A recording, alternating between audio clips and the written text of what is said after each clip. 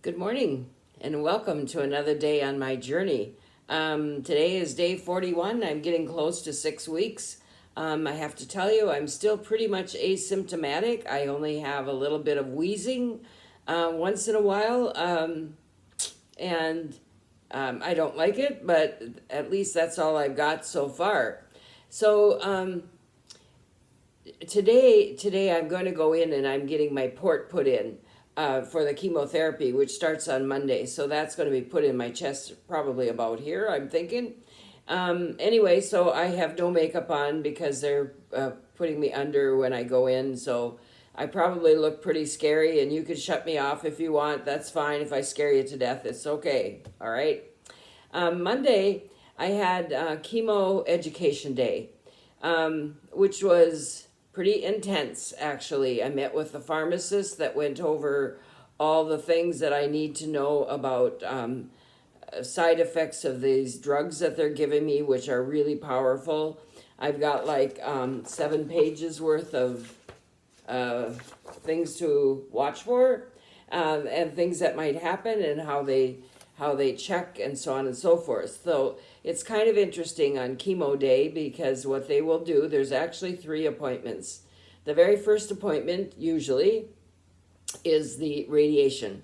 So you go in, you get that done, which is about 15 minutes max.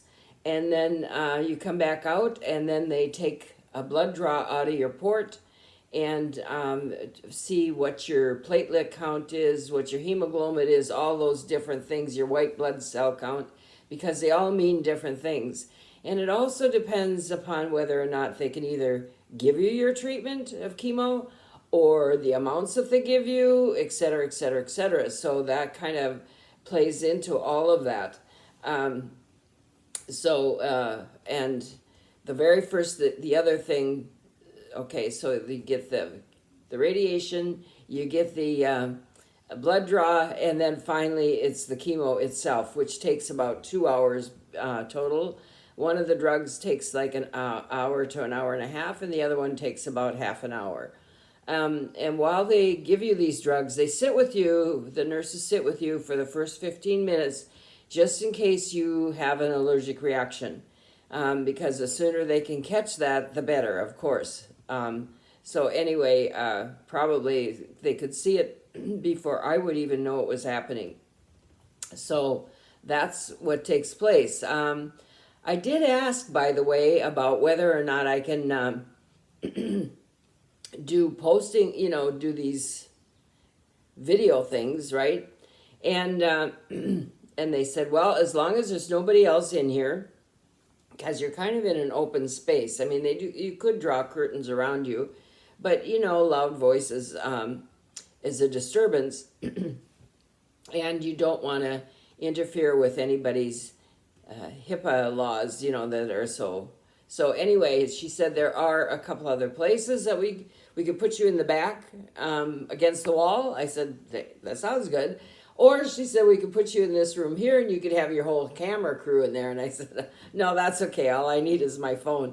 But whatever. So I'm going to try it on my phone. I'm doing it on my iPad now. So this will be kind of interesting. So I will try to actually do that on Monday if it works out. I don't know if it'll work out. We'll see what happens. Okay. So anyway, one of the most interesting things to me about this whole chemo thing is I'm going to be pretty toxic, actually, after I get the chemo, because those drugs are very powerful. So if I have any fluid loss, like maybe I vomit or whatever, whoever cleans it up, myself, whoever, somebody else, whatever, you use gloves. You double bag it in a plastic bag. You make sure that everything is sterilized and clean afterwards using those antibacterial wipes, etc., etc. Same thing when I use the bathroom. Before somebody else can use the bathroom, I always have to wipe it down just to make sure that they are not exposed to any sweat or fluid from my body in any way, shape, or form. and that is for 48 hours. Okay, so I can sleep with my husband, that's fine, but you know, you got to be a little watchful, I guess. Anyway, so the other thing is that for children and pregnant women, small children, I can't see them for 72 hours, or I shouldn't be around them for 72 hours. So that's going to kind of break my heart, but I guess that's the way it is. Anyway, so that's what's happening with that. And I just thought that was one of the most interesting features of the whole chemotherapy is just how toxic I become.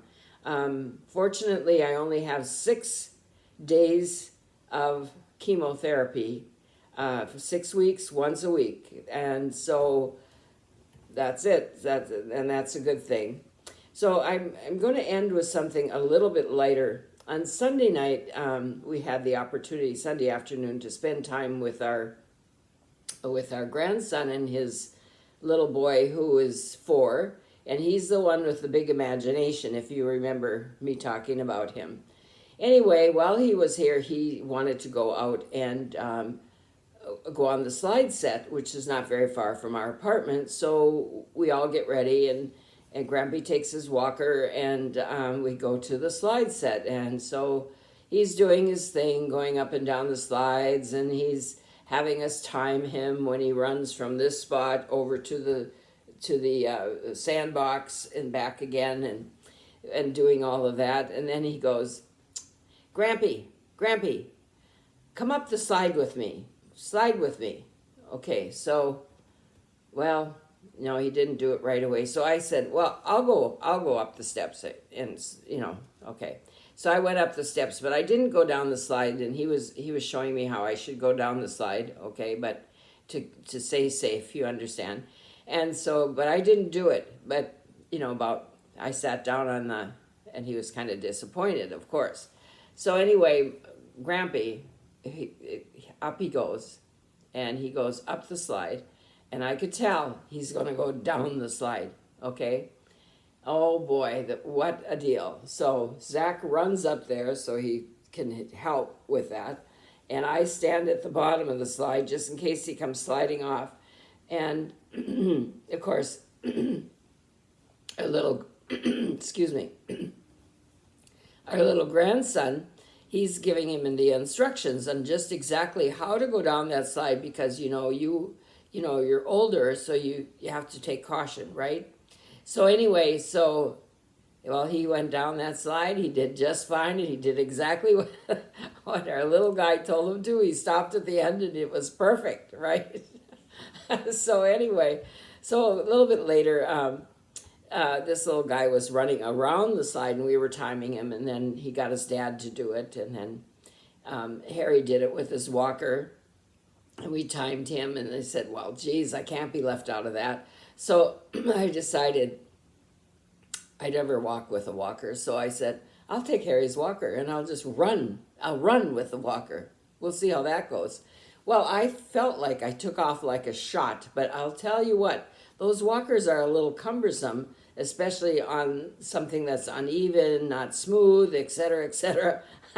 I couldn't believe it, how much work they actually were. So that was our day, but it was just kind of a crazy day and a fun day, because you just do something so outside of what you would normally do. Like, when would I ever do that? Run with a walker, or Harry slide down a slide? Come on, not anymore, right? But I think that's the whole joy of living. Doing things that you just wouldn't do ordinarily ever. And because now you're an adult, and of course adults don't do those things, kids do those things. So so today, be a kid and have some fun. Talk to you soon. Bye.